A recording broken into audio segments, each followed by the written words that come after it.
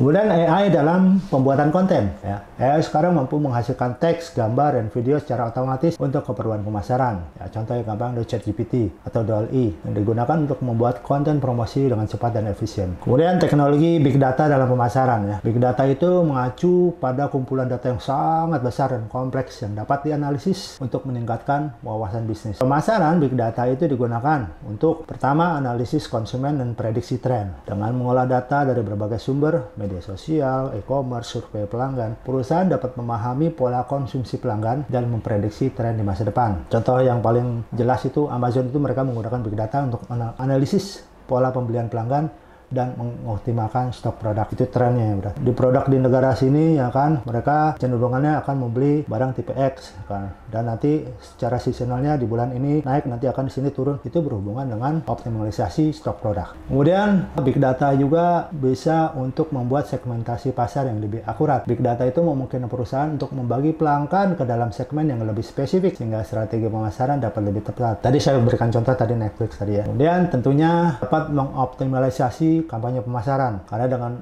analisis data yang mendalam, perusahaan dapat menilai efektivitas kampanye pemasaran dan menyesuaikan strategi untuk hasil yang lebih baik.